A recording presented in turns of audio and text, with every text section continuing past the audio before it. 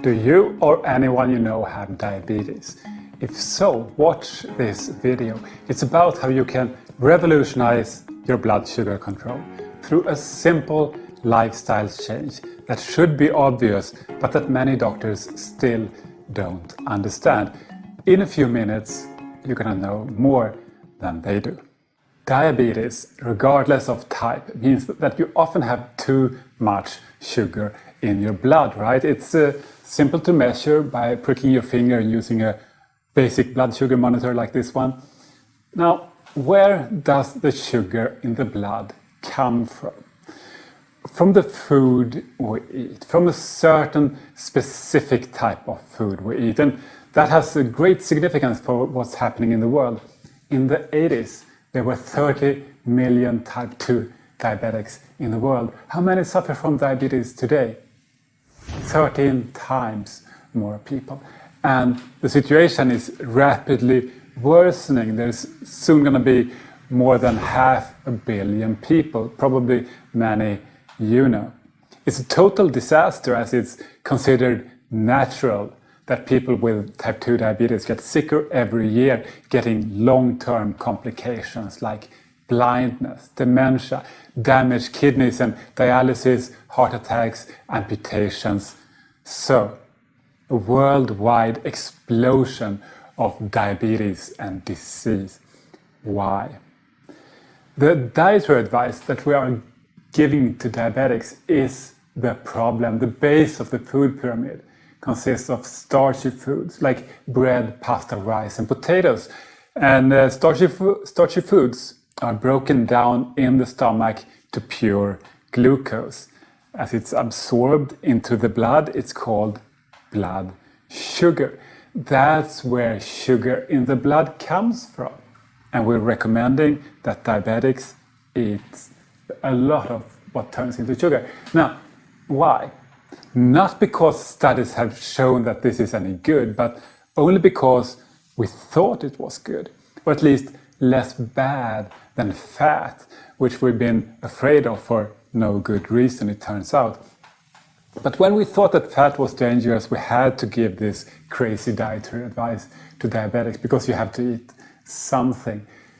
And the My Plate model for diabetics is similar. Most of it becomes sugar in the stomach and it raises blood sugar a lot. This is crazy. It doesn't work.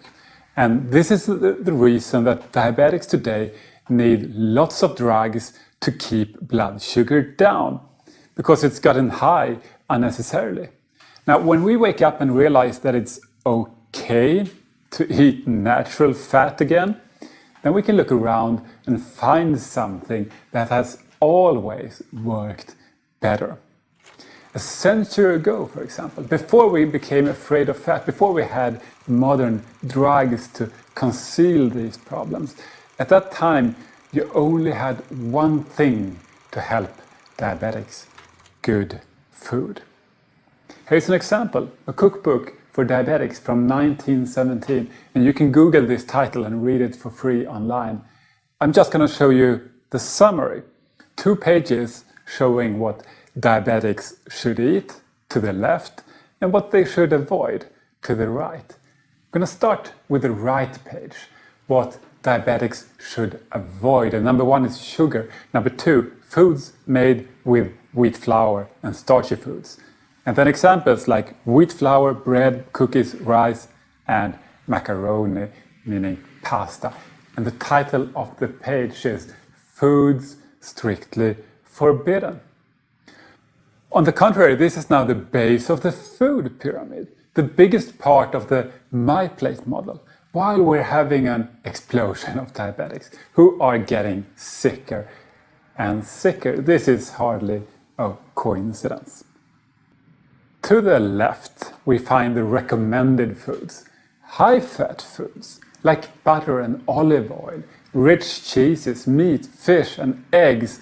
And if you just add plenty of vegetables, this is identical to the advice that I give diabetes patients today, 100 years later. So what happens?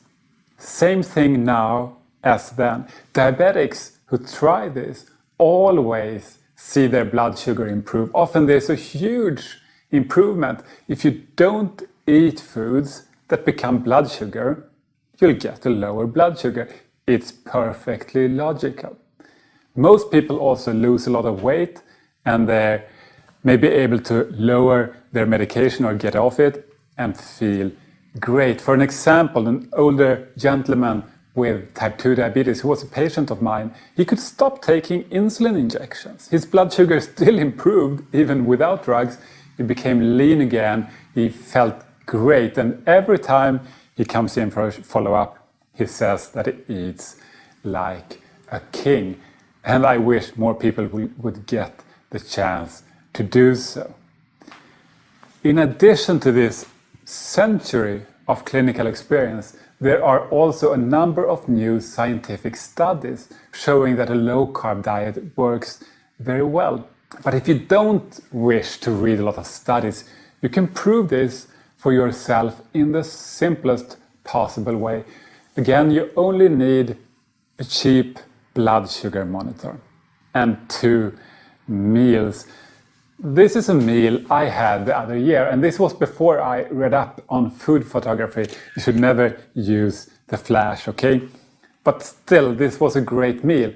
A steak fried in butter, vegetables fried in butter, and homemade béarnaise sauce, meaning melted butter and egg yolks. So this is mostly butter, and it's like a nightmare for an old school dietitian. It's almost all saturated fat, with a bit of protein and extremely low carb. And as you have a bit of this food, you can almost feel your brain stop working from a lack of carbs. No, that's not the case. I'm sure you know this is just an old myth. Now, where was I? Yeah. Sorry. What happens to blood sugar when you eat this? Okay, this is the vertical axis. It shows the blood sugar between 70 and 100 is a normal fasting level, and then it can increase after a meal. And the horizontal axis is time after the meal, up to 6 hours. And here's what happened. It turned into a rather boring evening for me. I pricked my finger again and again. Nothing happened, okay? Blood sugar stubbornly stayed around 90. So if you eat almost no carbs, almost no sugar reaches the blood, and your blood sugar will stay where it was. This makes sense, right? As a contrast, I then went to the world's biggest obesity conference called the International Congress on Obesity. This is a gathering for 10,000 obesity doctors and obesity researchers around the world.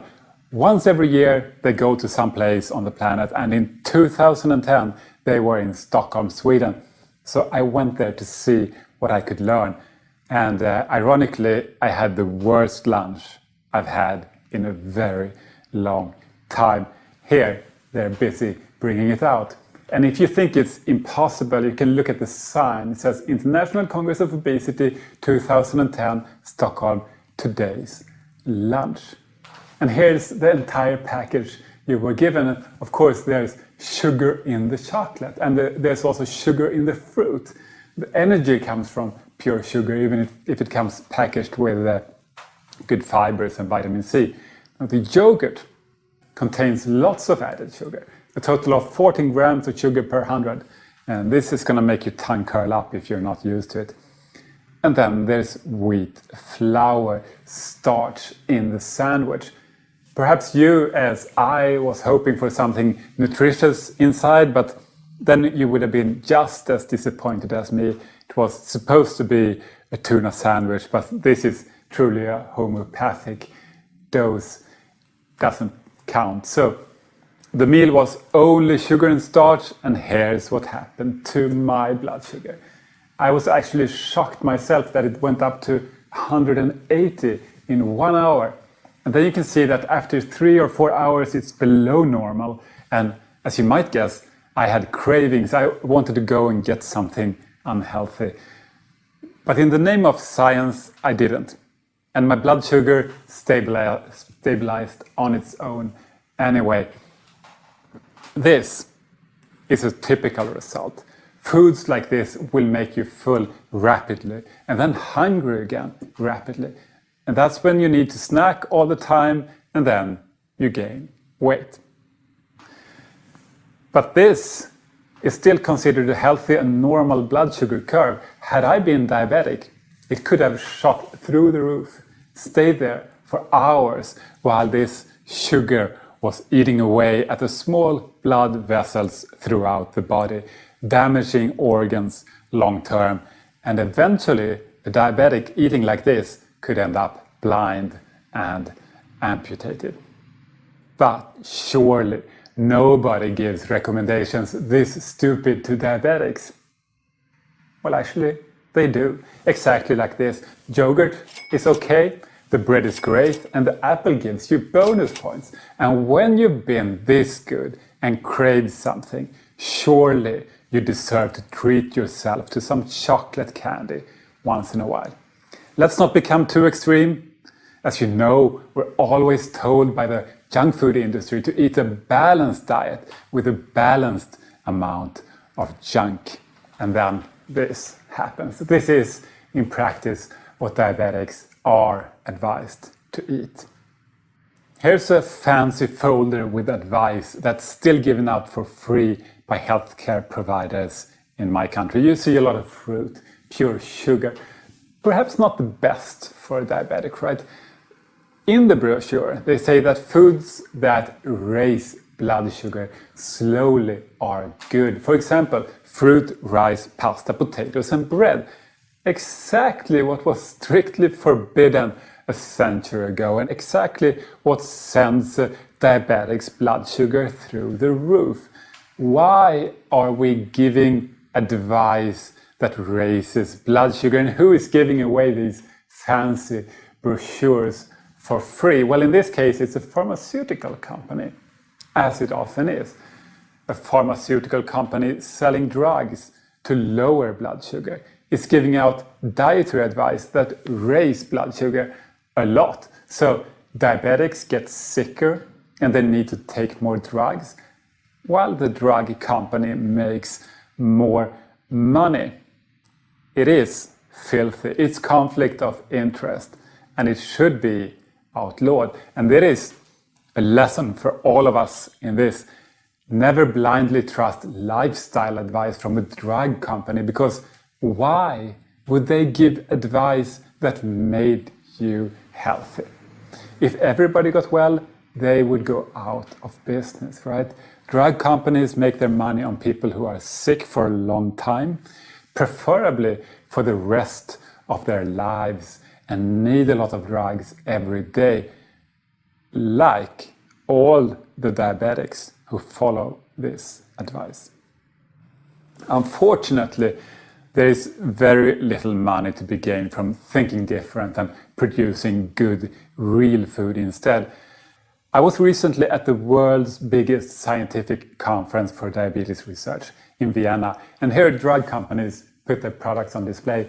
At the conference, 1,300 reports on new scientific studies were presented. The number of studies about not eating carbohydrates that diabetics can't handle, not a single one. And here is the participants' lunch. Now, what's inside the bag? Just like at the obesity conference a few years earlier, and the same thing happened to people's blood sugar. It can feel like total darkness. But there are some bright spots. More and more people are seeing through the nonsense. In Sweden, new official dietary advice for diabetics at least includes a moderate low carbohydrate diet as a recommended first choice for type 2 diabetics. And a moderate low carb diet will at least provide moderately good results, which is a lot better than yesterday's bad high carb dietary advice. And in the fall of 2013, a large Swedish government expert review was released on foods for obesity. It concluded that a strict low-carb diet like LCHF provided the best weight and the best health markers, as long as you follow the advice. Finally, The unnecessary fear of fat that we have lived with for decades is about to melt away. Here's the cover of the magazine Time from 1984, when the fear of fat really caught on. And here's the cover of Time in 2014. Eat butter. Scientists labeled fat the enemy. Why? They were wrong. The Swedish expert on nutrition, Professor Nyström, summarized the situation like this. When all new scientific reports are lined up, the result is clear. Our deeply ingrained fear of fat has no basis, and you don't get fat from fat, just as you don't get green from eating vegetables. No one has more to gain from this new knowledge than the person with diabetes.